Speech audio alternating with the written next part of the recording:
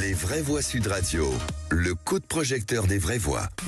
Malgré les mesures qui ont été prises, c'est plusieurs dizaines de millions d'euros qui vont manquer pour pouvoir absorber ce flux de personnes que nous recevons aujourd'hui. J'ai un petit revenu, mais heureusement qu'on a les Restos du Cœur pour pouvoir joindre les deux bouts. Sans eux, c'est pas possible.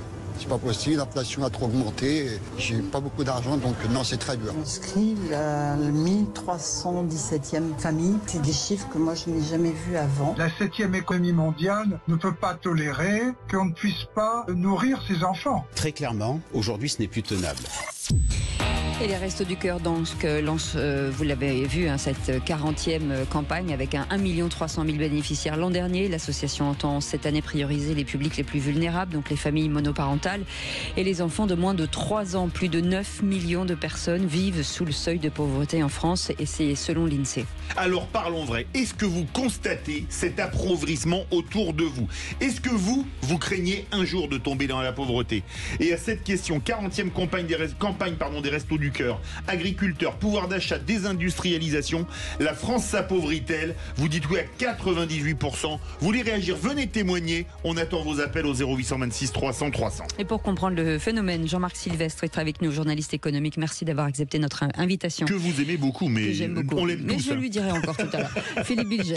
Alors, il n'y a pas besoin, évidemment, de savoir que les Restos du Cœur existent, même s'ils sont nécessaires et fondamentaux, pour constater chacun d'entre nous, quand on se promène dans les rues, à quel point il y a une augmentation de la pauvreté. Et d'ailleurs, à titre personnel, c'était en permanence de ma part une mauvaise conscience que je n'apaise pas par une générosité que je devrais avoir, parce qu'on est en permanence sollicité dans le métro ou ailleurs. Et quelqu'un a dit ce matin, je ne sais plus qui exactement, cette misère individuelle, c'est un échec collectif. Alors on se rassure en disant c'est à l'État de pallier ces terribles misères, mais en réalité, je ne parviens pas à comprendre comment un État digne de ce nom laisse prospérer, si j'ose ce terme un peu antinomique, une telle détresse. Farid Temsamani. Je veux vous dire, la pauvreté, c'est, comme l'a dit Philippe, c'est flagrant dans notre pays. Et on va en parler peut-être un peu plus dans le détail. Moi, je suis auprès d'étudiants quotidiennement, et ce qu'il n'y avait pas encore quelques années. Vous avez aujourd'hui des étudiants qui viennent à la fin de l'après-midi, lorsque les services des restos universitaires remballent, d'une certaine manière, viennent réclamer s'il reste des choses pour le soir. Vous avez une pauvreté qui commence à se généraliser dans notre pays, et je peux en parler parce que je suis issu moi-même d'une famille pauvre à la base. Mais ce qu'il se passe, ce qui est en train de se passer dans notre pays est quand même très grave. Jean Dorido. Oui, non, c'est un fait, c'est assez tragique et c'est profondément triste. C'est la première génération, si vous voulez, aujourd'hui, où les jeunes Françaises et Français vivent moins bien que leurs parents. Le fameux ascenseur social, on avait connu depuis la Troisième République une espèce de mouvement comme ça, où de génération en génération, à force d'études, à force de travail, chacun vivait mieux que les générations précédentes. Et là, c'est le contraire. On a des parents aujourd'hui qui hébergent leurs enfants, des trentenaires, des quadragénaires, qui n'ont plus les moyens parce qu'un accident de la vie, parce qu'un divorce ou autre, alors que ce sont des personnes qui travaillent.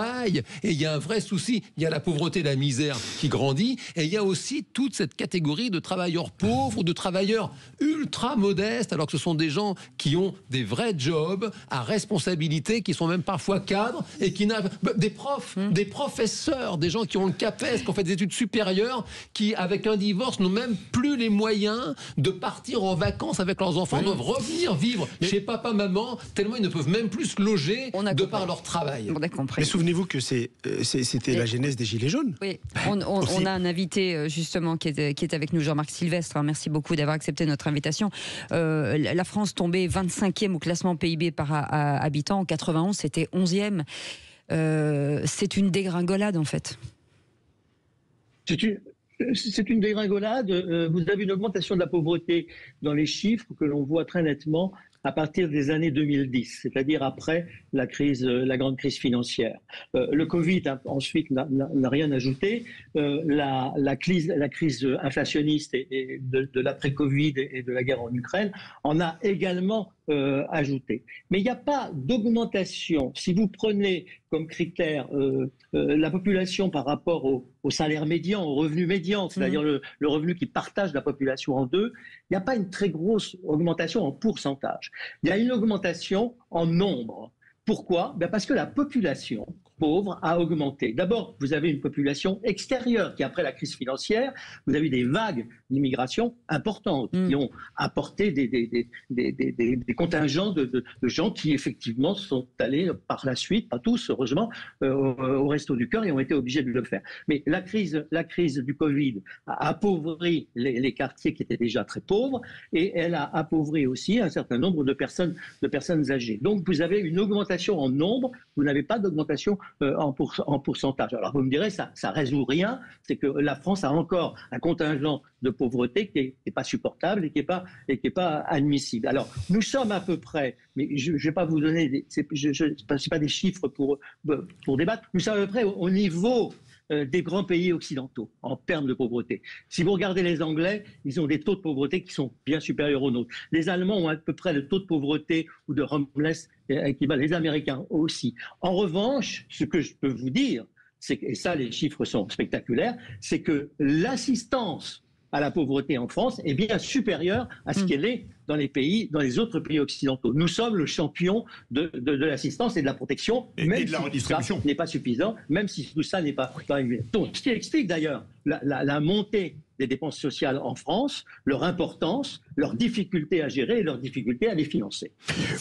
Comment vous voyez, Jean-Marc Sylvestre, peut-être une interrogation qui n'est pas fondamentale par rapport à la détresse sociale, mais par moments je me dis que la démocratie peut-être est mal outillée pour faire preuve d'autorité à l'égard d'une misère qui s'étale dans nos rues, et je me demande au fond, est-ce qu'on aurait le droit, à votre avis, en restant dans le tissu républicain, d'avoir des injonctions un petit peu autoritaires qui permettraient à la misère, par exemple, notamment la nuit, dans des conditions épouvantables, d'être à l'abri. Je suis parfois frappé de voir avec quelle tolérance on laisse la misère s'étaler dans la rue.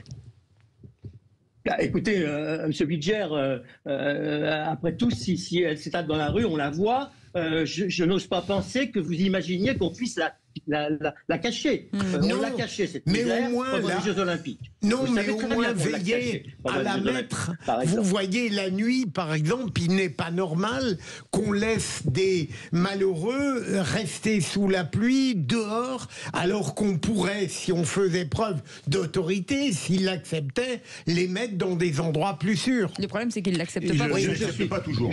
Pardonnez-moi, je suis totalement d'accord avec ce que vous dites. Il faut que vous alliez voir les maires des grandes villes qui sont aujourd'hui préoccupés par les dépenses d'électricité, et notamment dans la mouvance écologiste, et qui ferment l'électricité la nuit. Et vous avez un problème de chauffage, vous avez un problème de lumière, vous avez donc un problème de sécurité. Vous savez, le grand avantage de l'électricité, ça a été d'améliorer la sécurité dans les villes. Eh bien, c'est vrai que cette situation-là, elle a périclité. Mais essayez de convaincre un certain nombre de maires de grandes villes, on ne va pas les citer, de rétablir l'électricité dans les centres-villes, parce que là, effectivement, c'est une véritable catastrophe. Pour le reste, je ne crois pas qu'on puisse espérer des injonctions autoritaires. C'est vraiment hors de ma pensée et de mon imagination. En revanche, on peut avoir des incitations à faire autrement.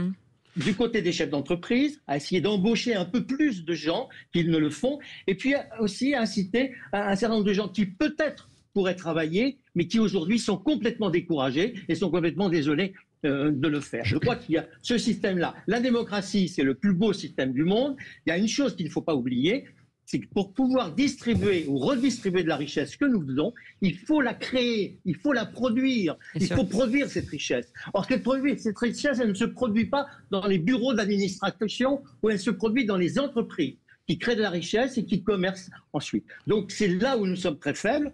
Nous avons une balance commerciale qui est très déficitaire, nous avons un budget qui est très déficitaire. On a beaucoup trop de pauvres, vous avez raison, mais franchement, on n'a pas assez de riches.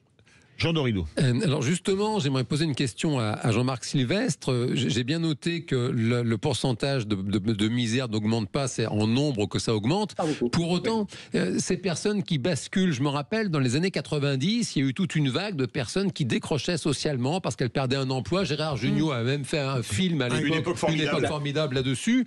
Et je serais curieux, si monsieur Sylvestre a des chiffres, de savoir est-ce qu'aujourd'hui, est-ce qu'on a une idée de cette proportion de personnes qui décrochent, qui avaient un job, qui s'en sortaient, et puis parce qu'un accident de la vie, une maladie, quelque chose, un divorce, et elles basculent dans la misère. Jean-Marc Sylvestre. Oui, c'est pas la cause majoritaire de la pauvreté, d'après les chiffres. La cause majoritaire de la pauvreté, c'est le manque de formation au départ. C'est que malheureusement, on est très souvent pauvre, et quand on est pauvre, dans un quartier pauvre et dans une famille pauvre, eh bien c'est très compliqué et très difficile d'en sortir. Il faut être génial, il faut avoir une chance inouïe, il faut gagner au loto. Mais ça ne me paraît pas possible. Donc c'est pas ça. Non, en revanche, ce qui s'est passé dans les années 90, c'est qu'effectivement, on a eu une vague de chômage massive qu'il a fallu juguler, qu'il a fallu régler. On a eu beaucoup de mal. Les gouvernements se sont cassés le nez. Je me souviens même François Mitterrand disant il n'y a pas de solution, je ne sais pas non plus. Et cette vague de chômage-là, on n'en a pas tellement conscience aujourd'hui, mais on a tort,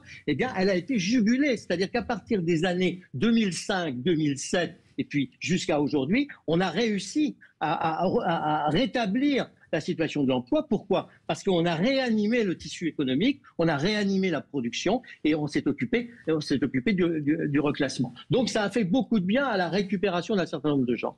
Farid Temsamani veut réagir. Oui, moi, deux éléments. On évoque la pauvreté telle qu'elle est visible, mais vous avez une partie de nos concitoyens qui peut-être ne sont pas encore sous le barème de l'indice de pauvreté, mais qui le frôlent. Donc ça a donné, souvenez-vous, aux Gilets jaunes, ce fameux déclassement. Moi, je m'inquiète d'une évolution, c'est que nous sommes en pleine mutation économique. Alors, les États-Unis, vous avez remarqué qu'ils ont un nouveau président. L'avantage de Trump lors de son premier mandat, c'est qu'il avait une partie réindustrialisée son pays, au détriment d'ailleurs d'une autre, hein, il ne faut pas le nier. Moi, ce qui m'interpelle, c'est qu'aujourd'hui, dans la mutation, notamment de l'intelligence artificielle, etc., on le sait, nous le savons. Je veux dire, moi, je donne des cours d'économie, on sait qu'aujourd'hui, nous avons à l'avenir, si on fait un peu de prospective, une partie des emplois tels qu'ils existent aujourd'hui qui vont petit à petit disparaître. Se transformer. Notre pays, effectivement, alors dans le meilleur des cas, ils sont transformés lorsqu'on les accompagne. Or, ça n'a pas toujours été notre fort, notamment. Est-ce que c'est...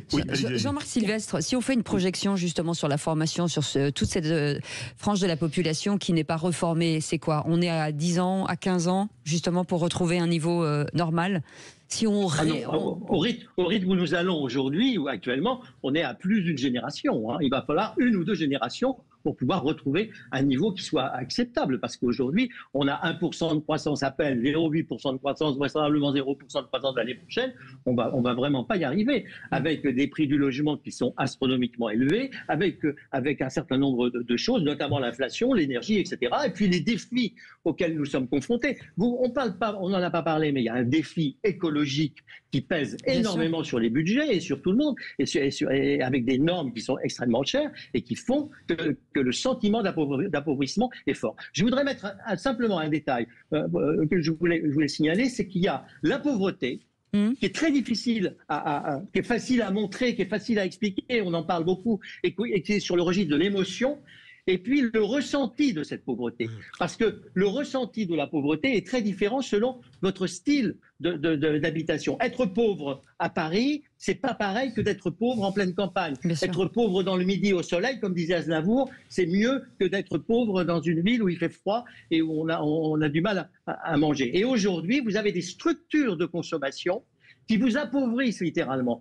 Qu'est-ce que j'appelle des structures de consommation ? Eh bien, ce sont des consommations qui sont des consommations obligées. Le logement, c'est obligé. Et le logement, ça coûte de plus en plus cher. La voiture. Quand le logement coûte de plus en plus cher, vous avez la bagnole, la voiture, vous avez les téléphones portables, les abonnements. Vous pouvez pauvre, en dessous du seuil de pauvreté, mais vous aurez quand même un iPhone et un Internet. Mais après tout, c'est normal, il faut bien avoir une communication sur le monde. Donc vous avez des dépenses contraintes qui sont excessivement élevées, et ces dépenses contraintes accroissent le sentiment de pauvreté parce que les revenus derrière n'ont pas augmenté. Merci mille fois Jean-Marc Sylvestre d'avoir été avec nous, journaliste économique. Merci à vous. Un sage parmi les sages. Merci beaucoup Philippe Bilger. Un autre sage. Ah merci. Merci. Là, pour Philippe Bilger, je suis pas d'accord. Là, vous m'honorez tout de même. Et peut-être qu'un jour, on aura peut-être les deux autour de cette table. Merci Farid Temsamani. Merci beaucoup Jean Dorido. Merci. Dans un instant, on va parler emploi, bien entendu, de cette génération Z. Est-ce que cette génération Z a vraiment envie de travailler? Est-ce que les entreprises et cette génération se comprennent? On va en parler dans un instant avec Nicolas Leroy et nos invités. À tout de suite. Sud Radio. Sud Radio. Parlons vrai. Parlons vrai. Sud Radio. Parlons vrai.